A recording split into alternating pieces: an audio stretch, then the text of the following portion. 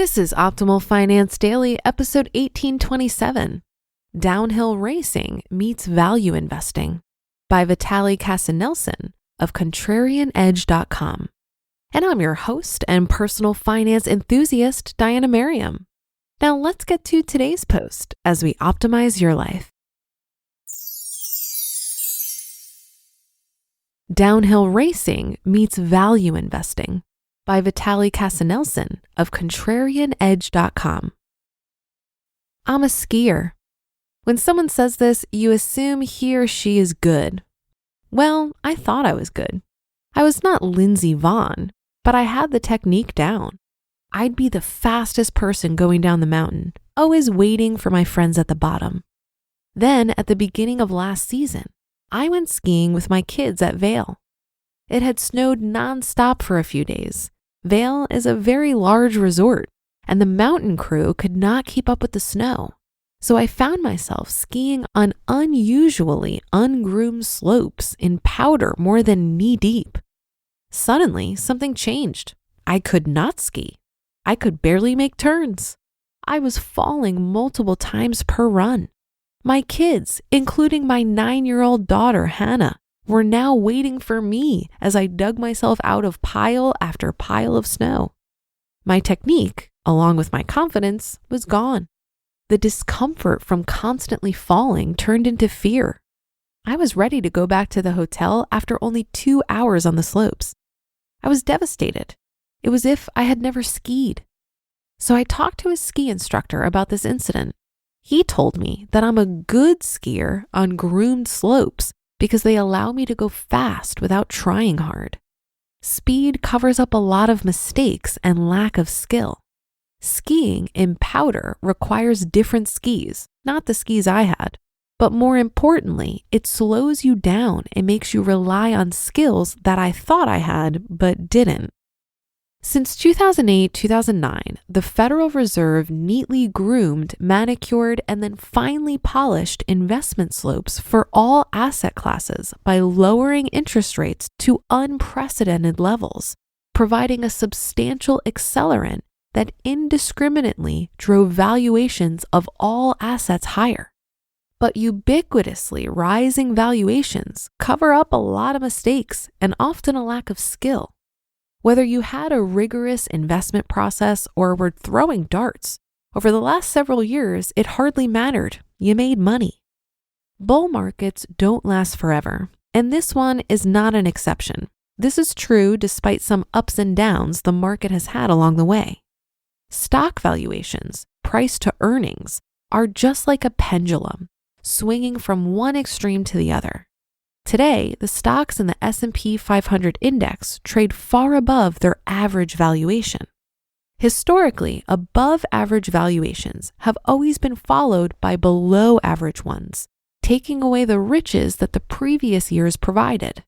In other words, at some point, it's going to snow and snow hard. Just as I, the great skier, found myself overconfident and unable to deal with the new terrain, investors will find themselves doing face plants when the stock market turns from bull to bear. But here's great news. Today, the stock slopes are still finely groomed with stocks near all-time highs, and we all are given a unique opportunity to make adjustments to our portfolios and investment process. You should start by carefully analyzing each stock position in your portfolio. No drooling over how each of them did for you in the past. Drawing straight lines from the past into the future is very dangerous.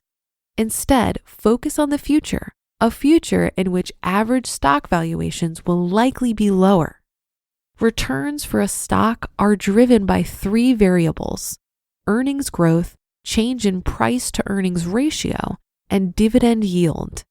You should impartially examine each variable to determine if a stock deserves to be in your portfolio.